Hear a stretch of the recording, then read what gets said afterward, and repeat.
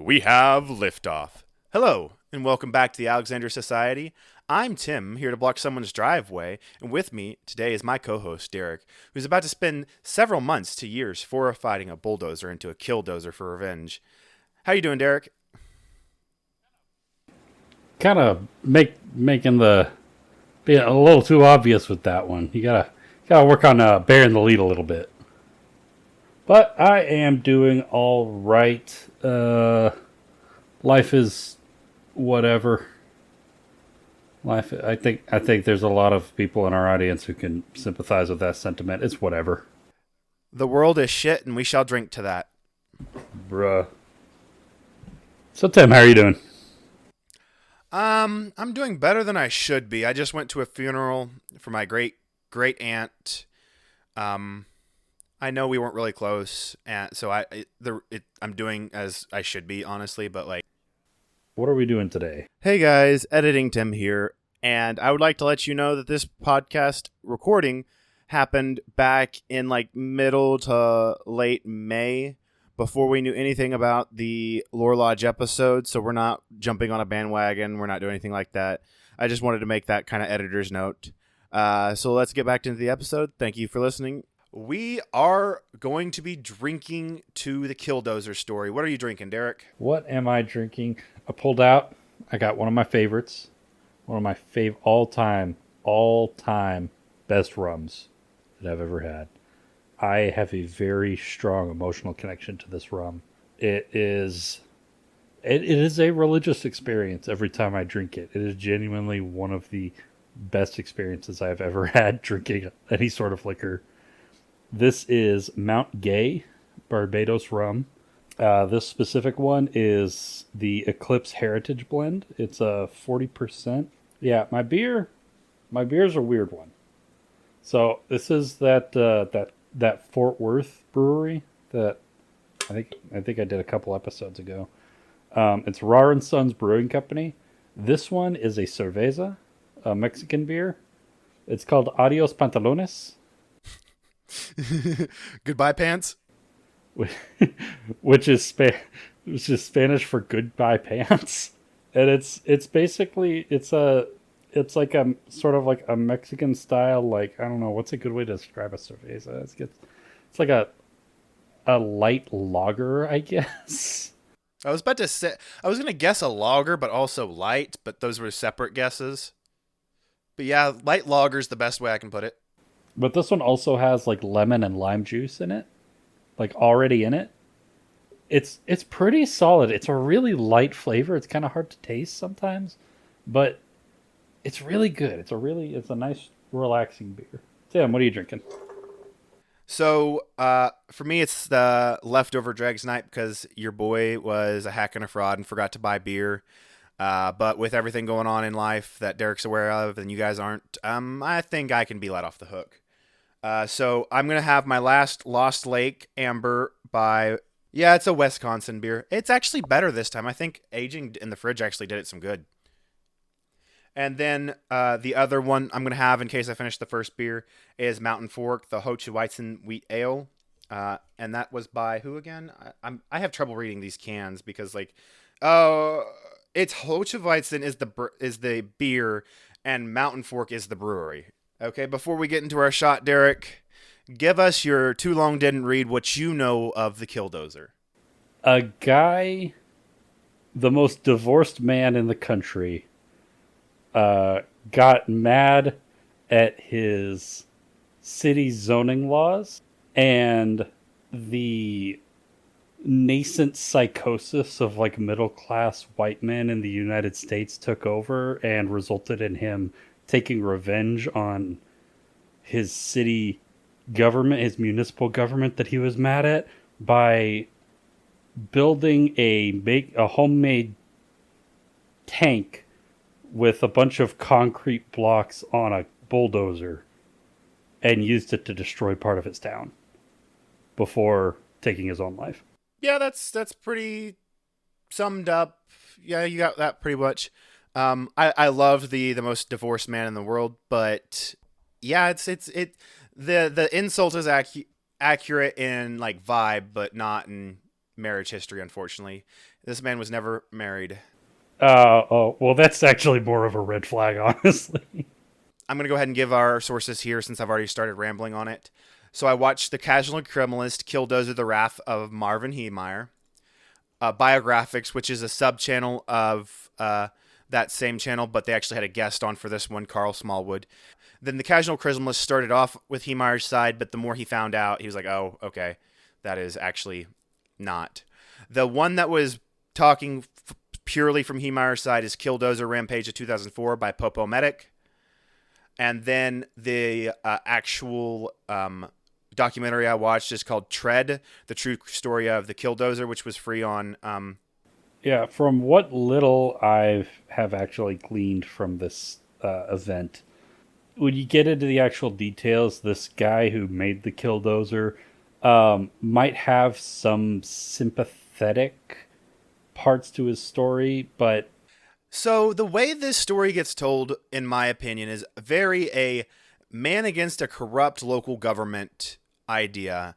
And I wouldn't say that's entirely wrong, but the whole Heemeyer did nothing wrong prior to that, or that he did nothing wrong with his Killdozer approach, is just laughably, like, just not looking in the details. Let's go ahead and take our shot.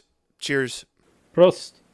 Marvin Heemeyer, our beloved Killdozer maker, was born October 8th, 1951 on a dairy farm in South Dakota. Okay, so right off the bat, he's a man of the West.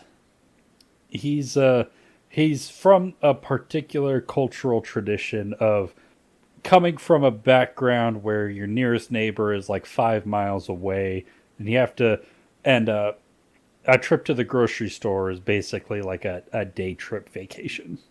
You could probably get that vibe. We don't know a whole lot about his background, like, at all pre, like, Colorado. Nothing about childhood. The first amount of information other than his birth that's known is he was in the U.S. Air Force. So he was stationed at Lowry Air Force Base for a good years, ended up moving to Colorado because of it. And later, he ends up moving to Grand Lake, Colorado, about 16 miles from Granby, which our story takes place in, and kind of settles down there, starts learning welding, to be specific. And no one really called him this, but like everything, the way people talked about him, he might as well have been like a welding genius.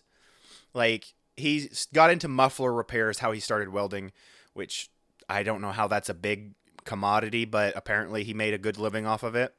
Oh, mufflers get beat all to crap, especially in like a rocky mountainous rural area like you get in Colorado. Mufflers get so beat to crap, that's just something you got to get replaced or fixed every once in a while. Yeah, so he started out as like underneath someone else's business, learned the trade, and then ended up skill surpassing the owner or whatever, and was like, you know what, I'm going to open up my own business, and ended up opening multiple muffler repair shops within like the Colorado area, and did hella good, to be honest. Like, he was a really good muffler repairman from what we like. Just welding in general, the documentary also talked about. Nothing else really talked about his welding skills outside of muffler, other than the documentary. And like, it sounded like he also just did from that documentary, he did general handyman repel welds, because someone talked about how he fixed something on their truck that had bounced off or whatever, that wasn't muffler related. So like, you know what? That's respectable. Good for him. Good for him. I'm happy to hear when somebody is good at something and is able to make a living off of it. He was genuinely successful at that. Like, he was making a living. Like, one of his quotes from, I don't want to call them his manifestos, but he's got a bunch of recordings about like his like audio recordings of his thoughts and processes leading up into the building of the Killdozer, and it's almost like his journal, I want to say, like an audio journal. And one of the things he said is, you can get pretty far in life by having champagne money but having beer taste, like a champagne income. So like having the money to buy champagne but only really buying beer. I have dreams and fantasies of being that guy one day. Well, it's just live below your means and bank your money. That's simple as that. Yeah, yeah, that's exactly what I want to be. Is the comfortable hick. I want to be the comfortable hick. So Heemeyer ends up purchasing a 2 acre lot of land for $24,000 in 92. And this was at auction. I think it was an FDIC auction, which was mentioned in the documentary, but nowhere else. So this land had been repossessed. This had been talked about. The land used to be owned by who will eventually become Heemeyer's rival slash nemesis villain. In Heemeyer's eyes, this guy is the villain, and everyone else are his cronies. Cody Dochev used to own slash his family. Like he's the good old boy family. He's the I don't want to say rich family member person like from the rich family, but the well-to-do off family. The I run things around town family. Small town aristocracy. And he outbid Cody Dochev because Cody Dochev was trying to purchase that, but apparently they went above his price or whatever. And during the auction, nothing was big said, but it was after the auction ended and Heemeyer got his property that it is alleged by Heemeyer that Dochev kind of like yelled at him, blew up at him, pulled him to the side, and was like, that was going to be mine. You took what was mine, kind of mentality. And it had belonged to the family, but like it didn't even seem like that kind of mentality. It's like, oh, this nobody, this out of towner took what I wanted, kind of thing. Like I was robbed, kind of mentality is how Heemeyer describes it. There's no corroboration on this. Dochev denies this ever happened, and so there are multiple times where there's one confirmed time period where offers were made on the property, and there's a couple like dubious claims where offers were made on the property, like where it happened. This is one of the dubious. Supposedly, Heemeyer was offered by Dochev to buy it out for more money right after the auction. I don't know why he would have done that right after the auction, but whatever. Instead of going through the auction. I lean towards maybe something there. Maybe there was an interaction between Dochev and Heemeyer, but I don't know if it was like as angry or as blah blah blah blah as Heemeyer makes it out to be. And maybe it was a casual offer or something like that. Just he was like, I didn't really want to spend that much, and I was hoping you would pull your bid, or maybe something like that. Because sometimes people don't make a bid because they think the person's going to chicken out last minute, and they can. The auctioneer will come to them and like, hey, the last bid pulled. Do you want to buy it for your last bid or whatever? But that happens. So we move on, and Heemeyer has the property. He starts developing it. There is a mention of a friend thinking about developing it, but nothing really substantial comes of that. He was going to originally rent it out.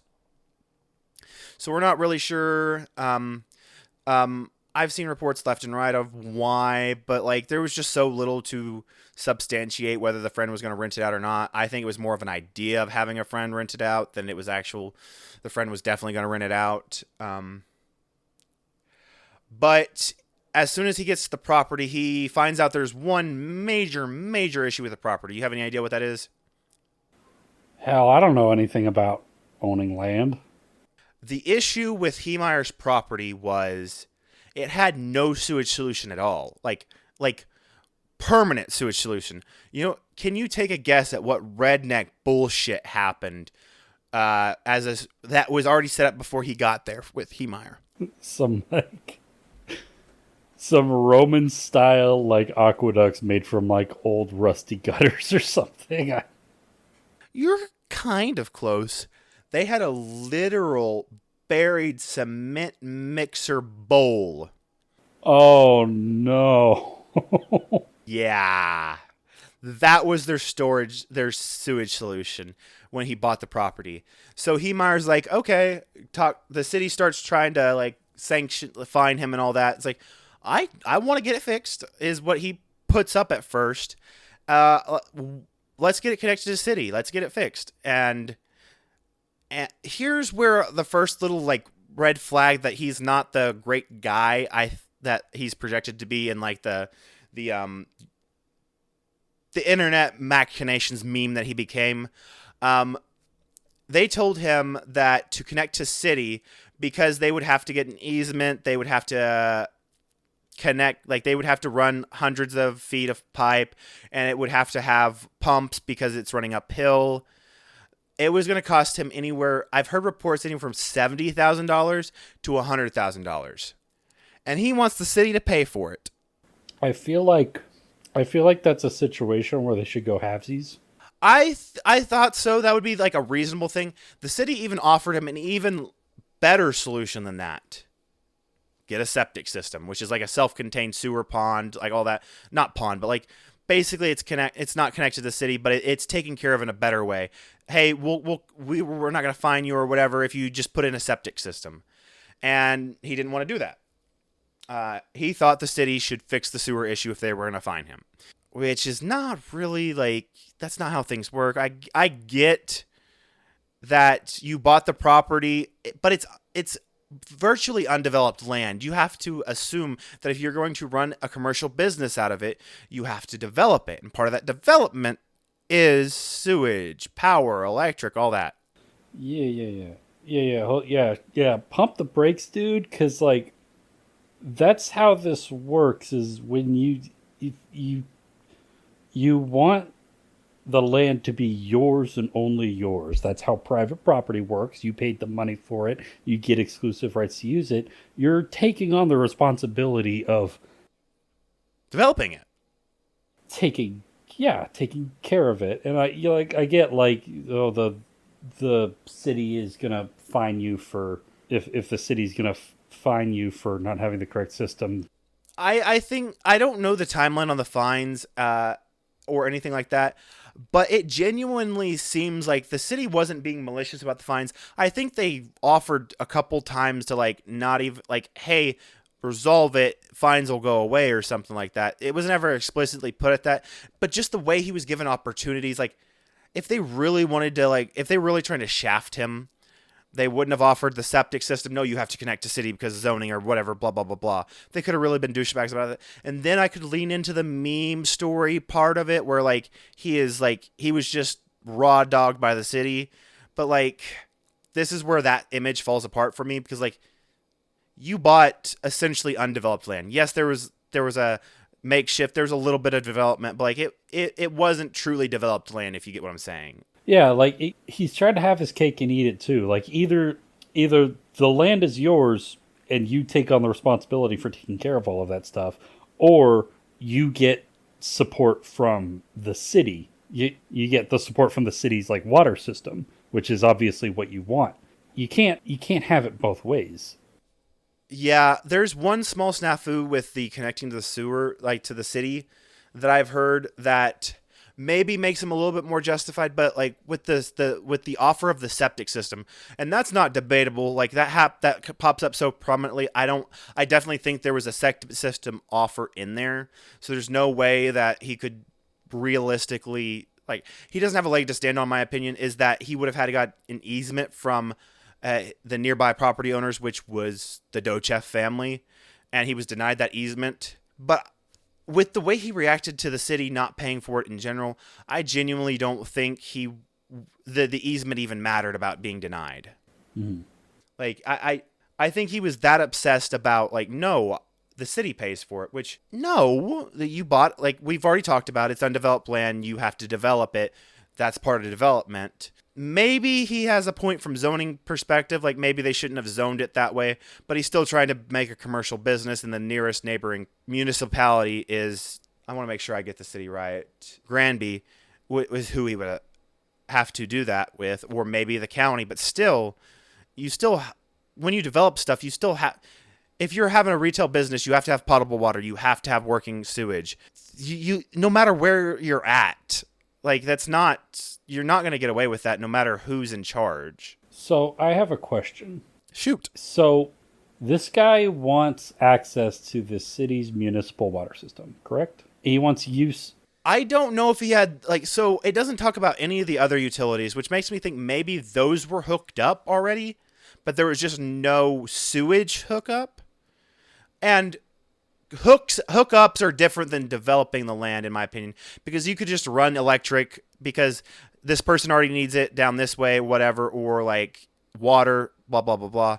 It was specifically the sewage. Yeah, but he wants access to a municipal service. Yeah. Does this land is this land actually within the city limits? So I've seen the land. It looks like it wasn't like within city limits like what we think of, like when you think of a town, like there's the part where you think the city is, and then there's the actual square footage of the city's like quartered off whatever.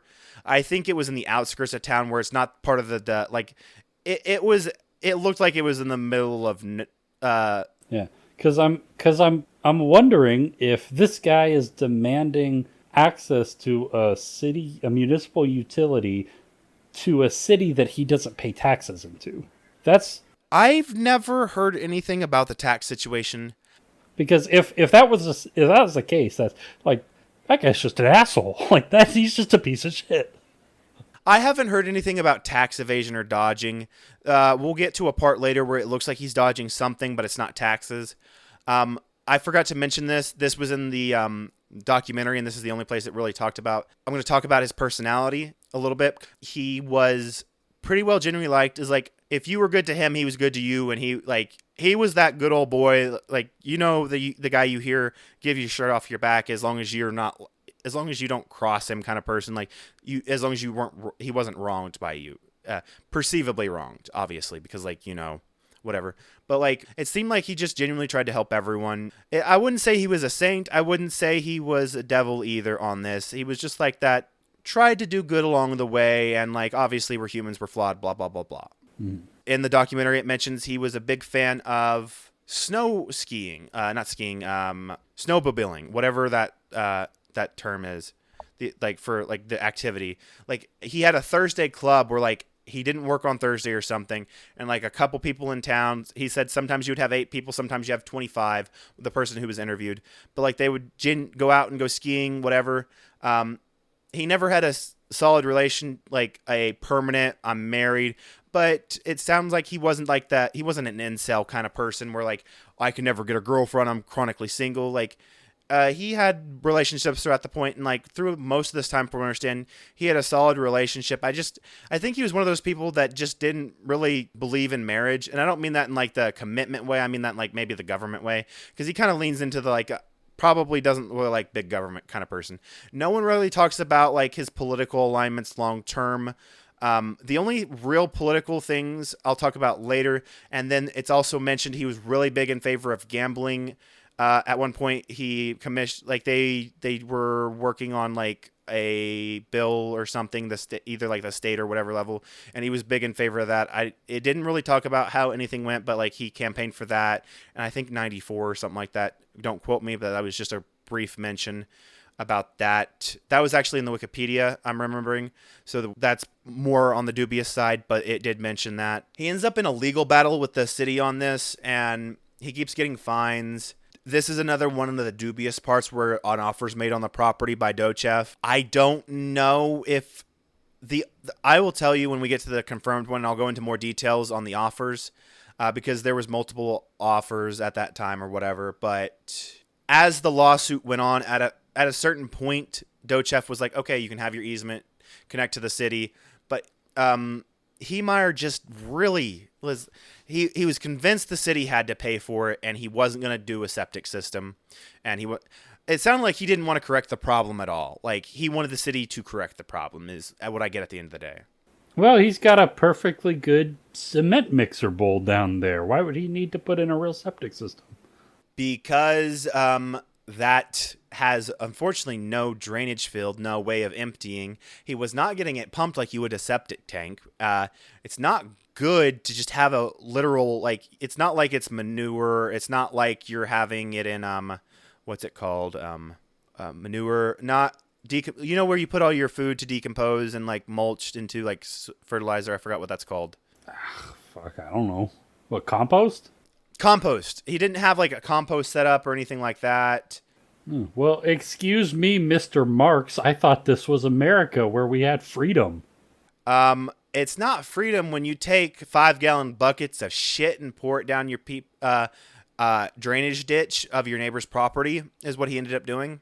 Well, that doesn't sound like a government issue to me. Maybe they should keep their noses out of it and they can settle it like men and randomly shoot at each other whenever they're out on their porch to deal with it like real men.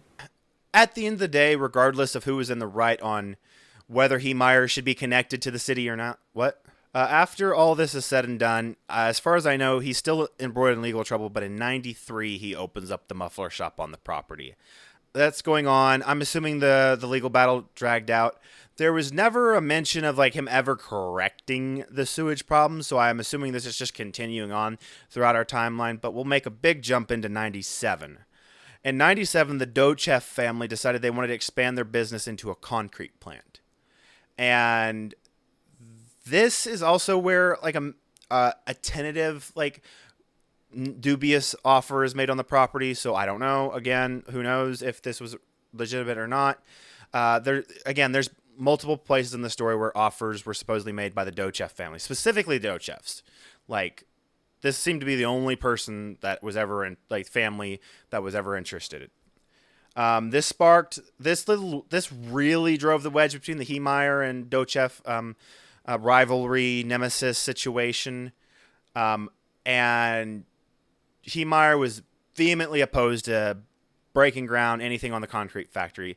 He thought it was going to be bad for the environment. I don't think he was an eco warrior, but he was worried about like the dust on his shop. He was worried about the effect on his business. A bunch of stuff. So what I'm hearing is he's a pinko liberal. From what I gather, I can't guess his political affiliation, but I don't think he would take kindly to that. I'm guessing he was staunchly conservative, or at least libertarian. Yeah, calm down. Yeah, calm down there, Greta Thunberg. This ended up causing him to actually rally the town behind him, and they aired their grievances to the city council. And the town wasn't on board for the way the proposal went. It sounded like the Dochev family put in actually a pretty, like, take advantage of the city proposal for the concrete factory, and the board just approved it. But then the town was like, that's really taking advantage of us. It's not going to be good for everyone. So the Dochev family, like, they didn't fight it. They're like, okay, we can make some easements. We can amend this. We can make this better. I think what it is they were just like, let's break ground, let's get building, let's make money quick. And they weren't thinking about how it would affect anyone. And like, they're like, oh, you guys have problems that would affect you? Okay, we'll fix it. It wasn't a malicious, I don't care. It was just, I'm absorbed in my greed. I'm not going to care. Oh, you guys have problems with it? Well, I still want to make money. And if you guys are going to be like opposed to it, I can fix that. It's not going to affect my bottom line that much, kind of thing. It was supposedly everything was supposed to play out in the courts because Heemeyer ended up suing the Dochev family over this to try to stop it because he didn't want it to happen at all. And after everything like that, it actually gets dismissed like right away. The judge doesn't even really look at it, but they're not supposed to be breaking ground until everything is like resolved. But they go ahead and break ground. They start building. There's a quick, brief mention that a portion of Heemeyer's land gets rezoned and like essentially stolen for this project.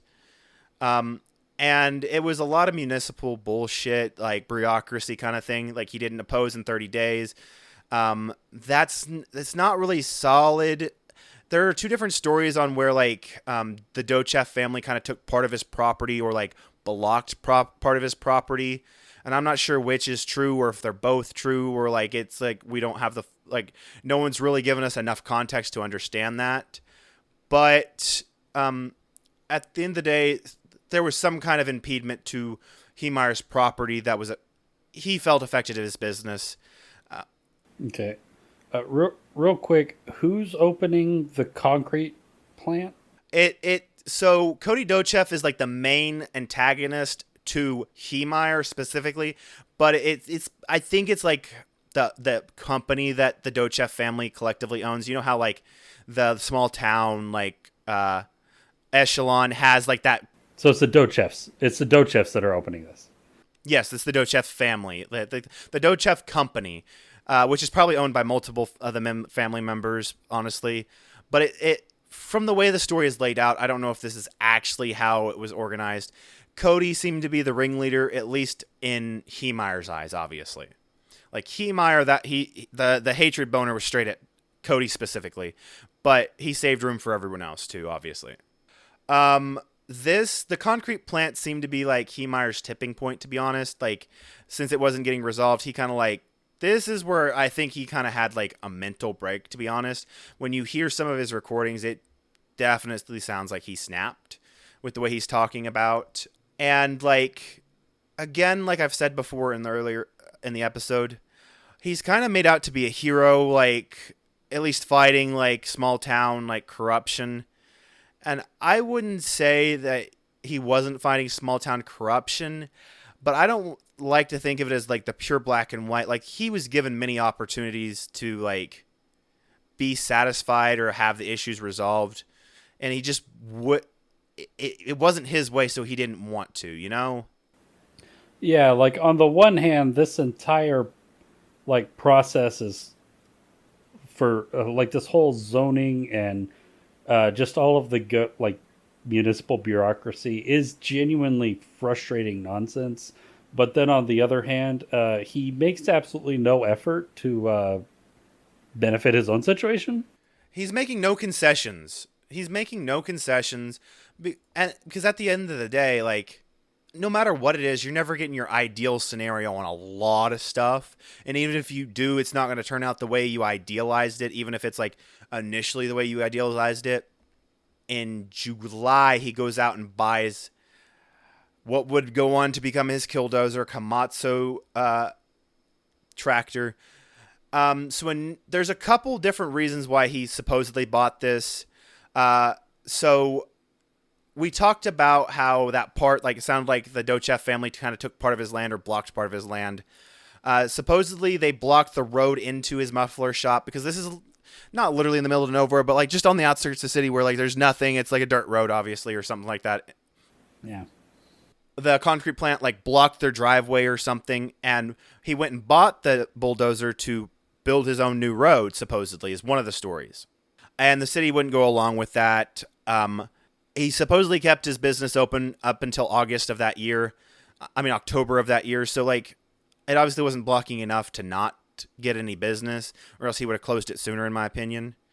But after that, he put it up for sale, like not long after he had bought it, just like on the front of the property next to his muffler shop for sale. Couldn't sell it.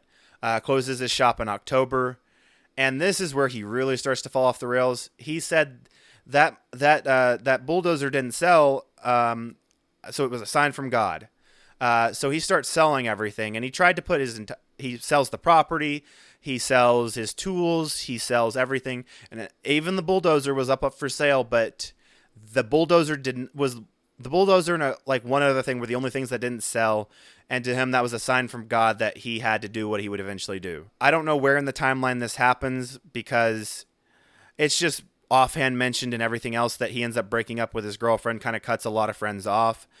But in the documentary, it mentions that he picked a fight that he was over something he wasn't happy about, but he was like, you know, those things that you kind of ignore in a relationship that's not really, you don't like it, but we're just going to pretend it's not there and it's not really an issue. His girlfriend at the time smoked, and he wasn't a fan of smoking, and she like hit it. It sounded like she didn't smoke a lot, whatever. And like he caught her one day and just started a fight. It's one of those, like, we don't talk about it. It's an open secret. You know, I know, you know, kind of things. I know you don't like it. I don't do it around you, kind of thing. And like ended the relationship. Satan has taken my land, my business, my money, my girlfriend, but God's given me a bulldozer. Yeah, so he sells the land. The only number I've seen is $400,000 to land, and then starts back leasing it from the Dochef family to keep this little shack that barely within like an inch or two fit the bulldozer inside.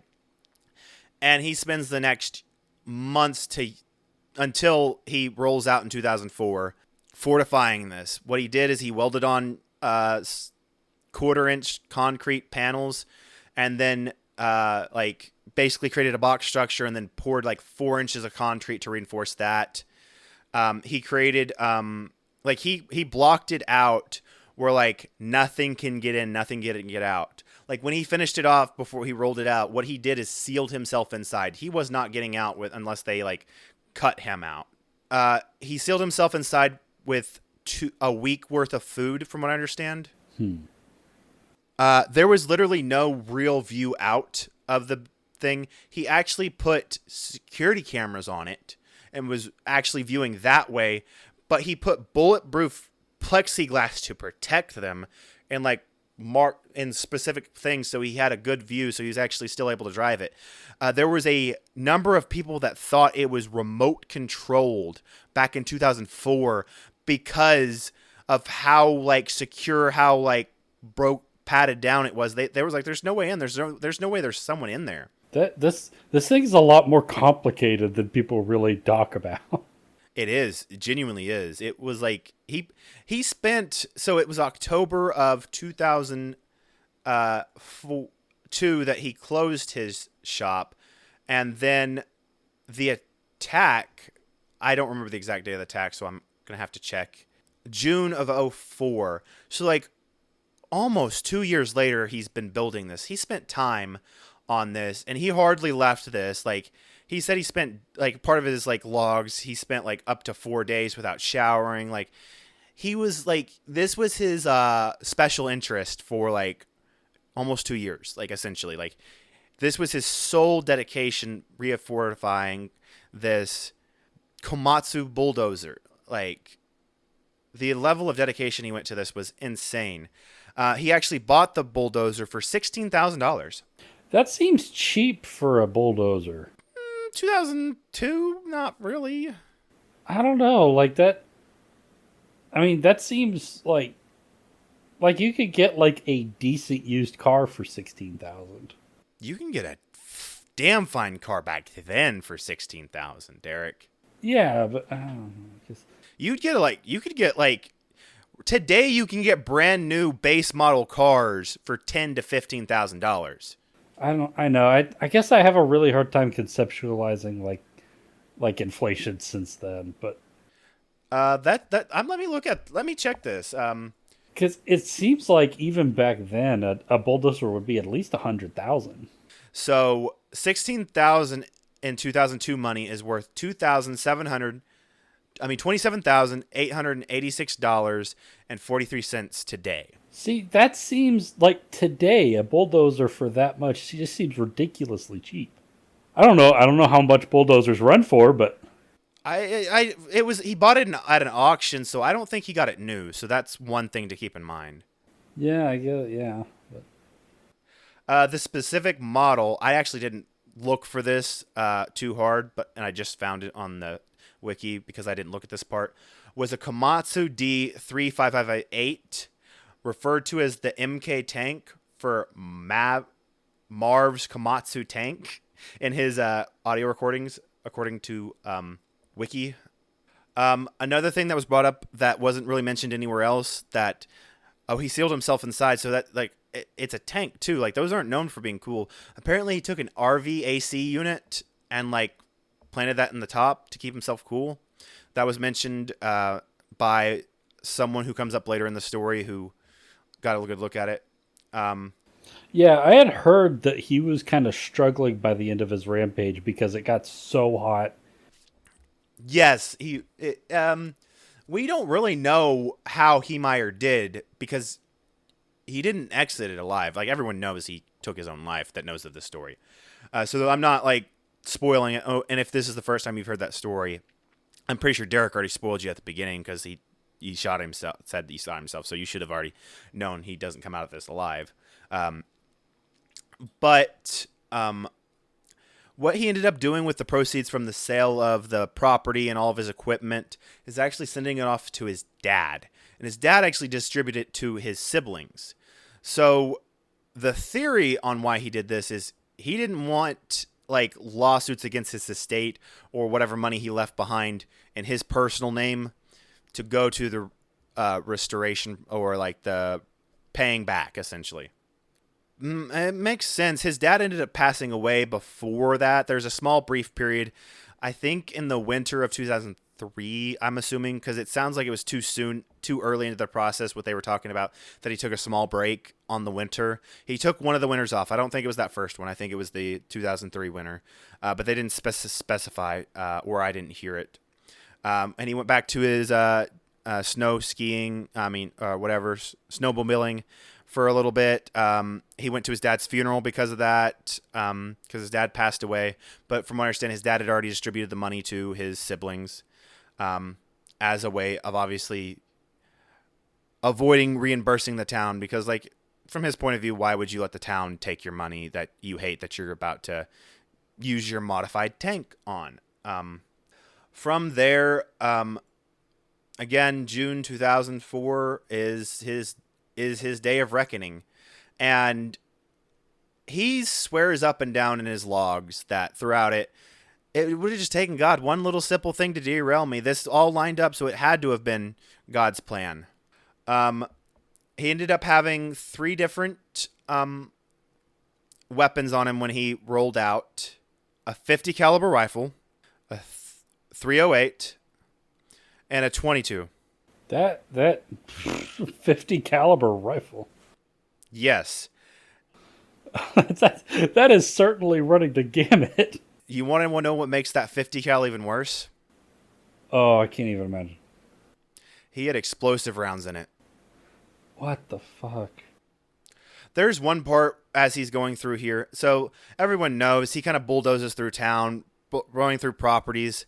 There is one part that even if Dochef is like the small town echelon, I kind of respect him because he has to have the biggest set of balls.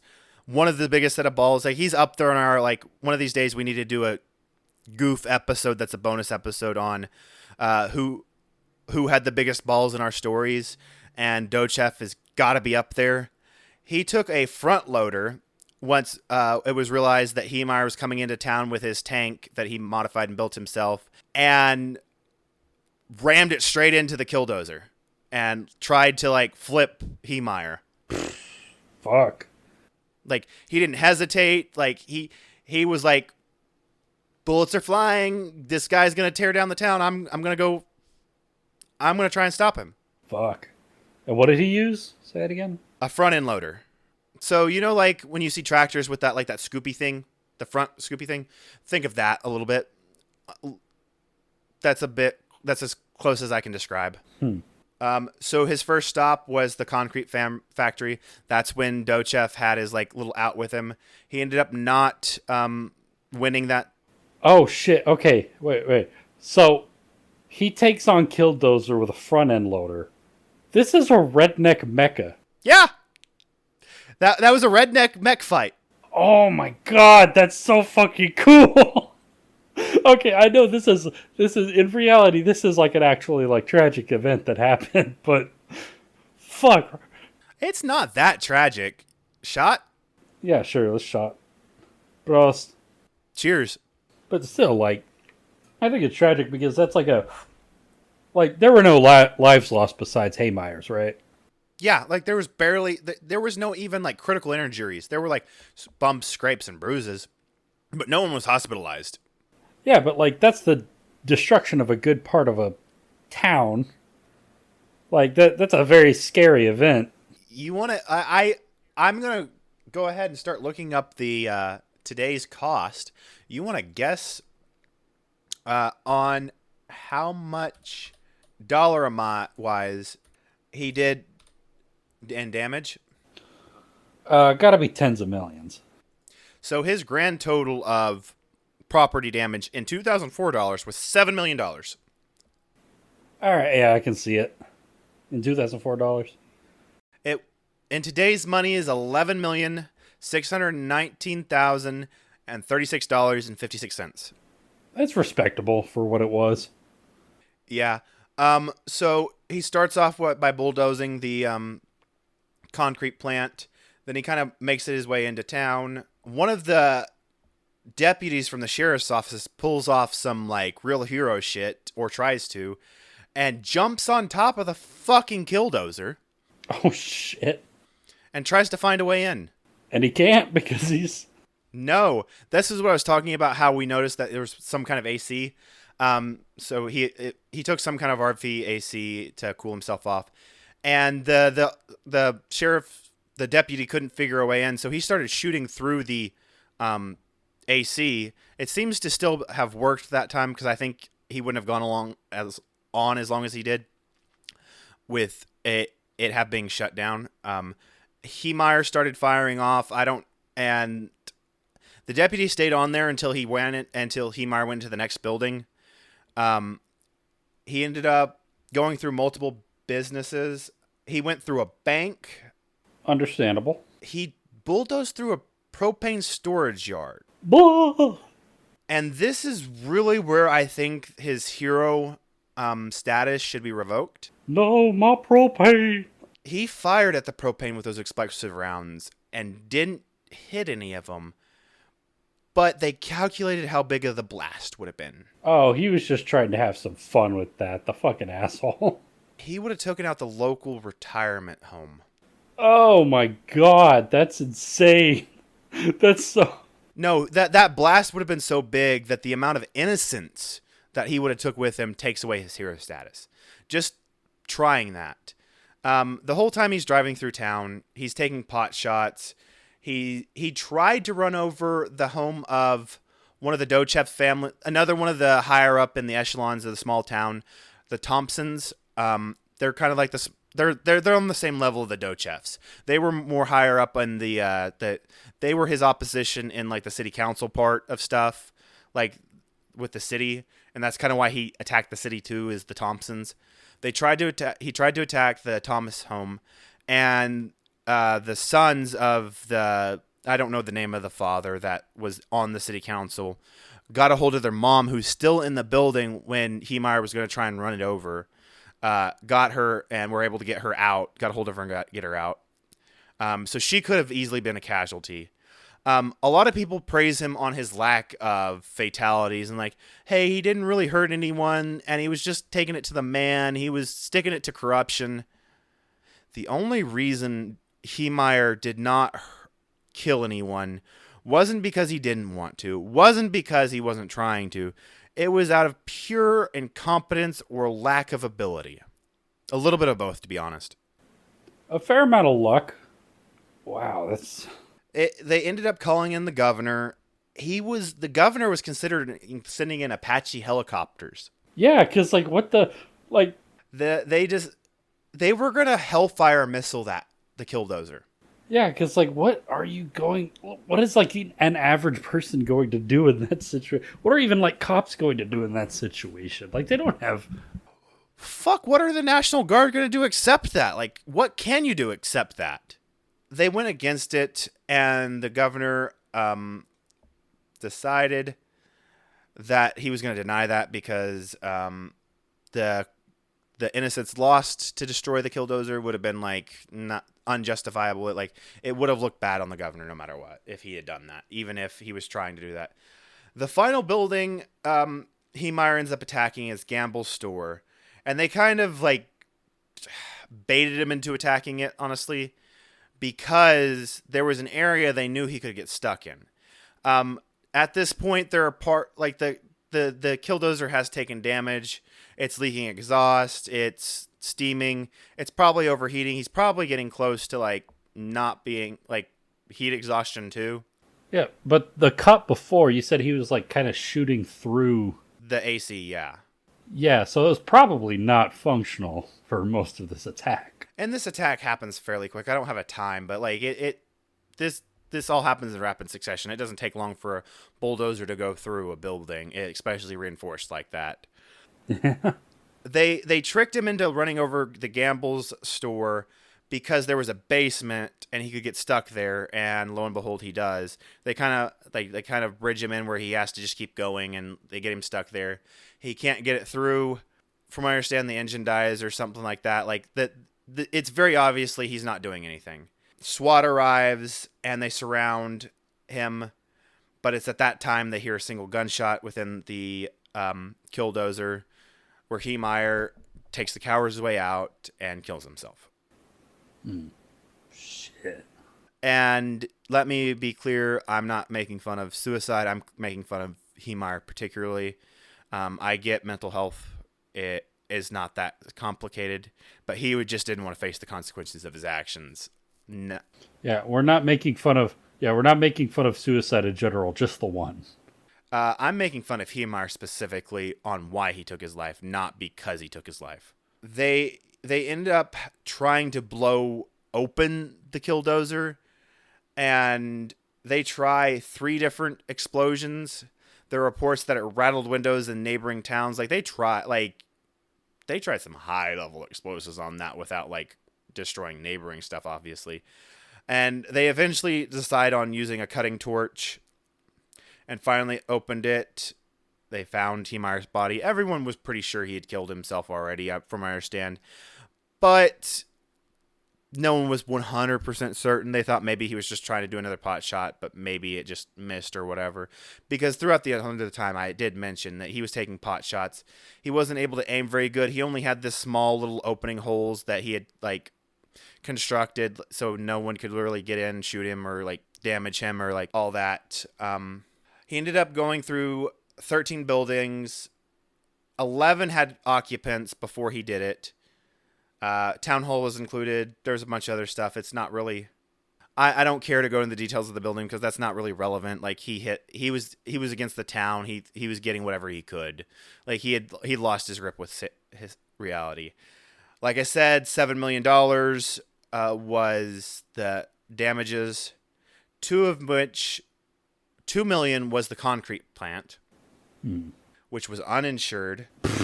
But they somehow got, even though they weren't insured, they got a $700,000 payout. From who? Doesn't say. They never mention anything on reimbursement or how it was paid for on the rehabilitation on the town, so I don't know.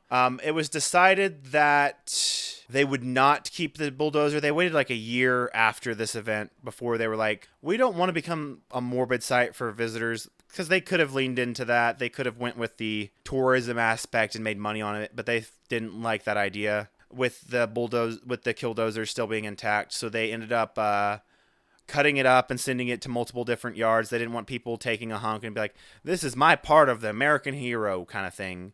Yeah, because I'm not a big fan of the kind of people who kind of hold this guy up as a hero. They're kind of universally shitheads from what I've seen. The people who praise him as a hero, you're right. The people who are oh, he was a hero, and they've only really heard the grandiose, his side of the story, his version of events. Not really. But the gross people are going to be the ones who actually want the rebellic, and they should know better. They found his tapes. Like I said, I want to see it more of his journal, but it leans into a little bit of a manifesto with the way he talks about God. And I genuinely think he suffered a psychotic break. Someone should have probably just got him committed or something. And maybe this wouldn't have happened, or maybe it would have, who knows. At the end of the day, this is a story of a man who is actually in a fairly affluent position, got mad that he didn't get his way, and decided, I'm going to take it out on those who I perceive as wrong, and I'm going to throw a hissy fit. That's how I view this at the end of the day. I used to see this as a cool, it's on the surface, this is a cool, awesome story. No one got hurt. This man went out like a boss. Then you actually look at the details, and it's actually pretty fucking stupid. And he's actually just a little bit of a bitch. Yeah, he took your typical redneck land dispute and just went too far with it because of poor mental health. This was a mentally ill man who turned a bulldozer into a tool for terrorism because he was mad that his asshole neighbor and the city government. He's just a fucking loser. Honestly, he's just a fucking loser. Should the city have done him the way they did? Probably not. I don't see a lot of the super blatant corruption where they just don't recognize that eventually history will see their corruption, because you're obviously pushing a man to his extent, and he's gonna actually be the hero at the end. Like, yes, there's clearly signs of corruption from this local government here, but there are plenty of points where Heemeyer could have de-escalated because they made resolutions, because they actually like compromised with him and they actually tried to work with him. Was it the way he wanted them to work with him? No. Like, but I don't think any compromise they would have given him, unless they gave him the full kit and caboodle, would have worked for him. Hmm. God, what a fucking guy. And like, this is only our second episode where like only, no one really dies, quote unquote. Like, yes, Heemeyer dies, but like, you're not really sad about there's no deaths that like make you feel bad in this story. This is only our second episode, because at the end of the day, whatever, like, I hope at the end of the day that I finally convinced you that Heemeyer isn't a hero, because like the internet folk hero tale that goes around about this man is not true. And this man had plenty of opportunity to actually like be a reasonable human being, and he didn't take it. Um, I used to like, oh, Killdozer, that's an awesome story. That man was 100% in the right. They shouldn't have done him dirty. And then I looked into it and I finally listened to it, and like yeah, they did him a little dirty, but they actually gave him a chance to like meet him halfway. They tried to compromise and he just wasn't. He was such an entitled prick that the simple act of being told no multiple times was enough to send him into a psychotic break that led to him destroying a small town. Essentially, yeah. Oh, God, I hate this guy. And the story that goes around the internet, if that were the truth, and I know like what I've learned for the documentaries isn't the objective facts. They're colored, mostly on the city slash the Dochef side. But even if I'd split the difference, I'm not taking his side anymore. I'm not thinking him as a folk hero because of the propane is my biggest number one reason. Like, that was the biggest thing for me. That turned me off of him. Even if I want to like say this, the narrative that goes around as the truth when you look into the real story instead of hearing the internet folktale legend, that disqualifies him as like a folk hero to me at the end of the day. And then the next part was like he just wasn't being reasonable. I forgot to bring this up, but like there was multiple like offers. Like, I talked about how there were multiple offers on the property. He was being a little shithead about that. Supposedly he gave Dochef a number a couple of times on whenever it actually happened. Like, hey, I'll take $100,000. Okay, I'll pay it. No, I really want $200,000. Okay, fine. And like he just kept moving the mark because when the first offer happened, wherever that was, Heemeyer didn't really actually want to sell. He just fucking with him, or he was just trying to exploit Dochef for the most money he could get at the time. And when he finally actually sold for $400,000, mind you, which was not chump change at all, and it probably was more than that property was worth at two acres at the time. Like 2004, like those 2 acres was not worth $400,000, especially like barely developed the way he was in Granby, Colorado, of all places. It's just he got a really good deal for his land at the time, and he still just wasn't satisfied. There are a few bad guys in this story. Like, you've got your typical corrupt small town government. You've got, Well, hold on. Like, yes, I will admit that there are signs of corruption in there, but like, I don't feel like they're the full town. Typical, like in these kind of stories that you see where like someone lost their shit and does something abhorrent. It doesn't sound like they were as corrupt as like you normally see. It sounds like they were just like moderately corrupt. Like, hey, this is my friend. I'm gonna try and do what's best for him. That kind of corruption. And I'm gonna try and like help him out since I'm on city council. Not, hey, we're gonna do this, that, and the other. Like, full on morally corrupt. We don't care about our citizens. We don't like. It just sounded like they were trying to help a friend kind of corruption. yeah, I guess, I guess it's not like, maybe corrupt isn't even like the right word. Just like, it was a little bit. It was like the only moderately bad version of the good old boy system. Like, I will tell you, the good old boy system doesn't work in everyday life, and it definitely should not be implemented in municipalities. But it didn't seem like they were taking it to the extreme where it like was like. I think you're right. Corruption is not really the best word to use, but it's the best one I think we can come up with at the moment. It was like if corruption was a scale of 1 to 100, that was maybe like anywhere from like a 10 to maybe a 25 at max. At max. Yeah. Okay. Yeah. I think maybe like the main word I would use would be Byzantine, like as in like overly complicated legal mumbo jumbo. I think that's part of the part that I'm like mainly thinking of. What are your final words on this, Derek? Like, what's your final thoughts? Final thoughts. Dudes rock. I mean, it's a. If you look at from the overview of this story, like you hear on the internet,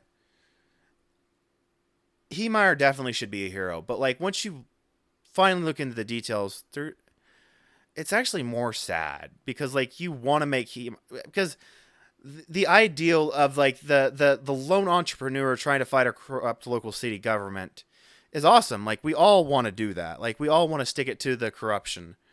But Yeah, I think the main takeaway that I think everybody should keep in mind is that uh, land disputes with like weird government regulations, like this situation happens a million times. Like it happens all over the place. this is a daily thing, and it's not a big deal. This guy is the only guy who's like exacerbated this issue to the point where he turned a bulldozer into a tank and destroyed his town. Like this was not a good guy. This was a guy who blew a situation out of proportion for a decade and then finally ended it with a wild granted unsuccessful homicidal rampage, but nonetheless like an obviously homicidal rampage. So where can they find you on social media, Derek? They can find me on Twitter at Visigoth. The first I is a 1, the O is a 0. They can find me on Blue Sky at Visigoth. The first I is a regular I, and the O is a 0. Tim, where can they find all your stuff and the podcast stuff? So they can find me at Tim, aka Otis, at Twitter and Blue Sky because I have the exact same one, and that's the only one I want you guys to have, you filthy animals, even though there's almost none of you. And then they can find the podcast on Facebook and Instagram at the Alexander Society Pod, on Twitter and Blue Sky at Alex Society Pod, and then on TikTok at Alexander Society. And I promise I will do better at episode descriptions and beer reviews, even if I have to do it alone. I'm going to start bothering Derek. And actually, we might post check-ins on our workouts, like post-workout / exercises, and like have Derek. I know Derek hates TikTok nowadays, but we need some kind of drumming social engagement to try and drive up our listening. And if you've liked us, please go ahead and give us a rate or review. Follow us on whatever social media you like. We will see you next time, and we hope you liked it. Bye.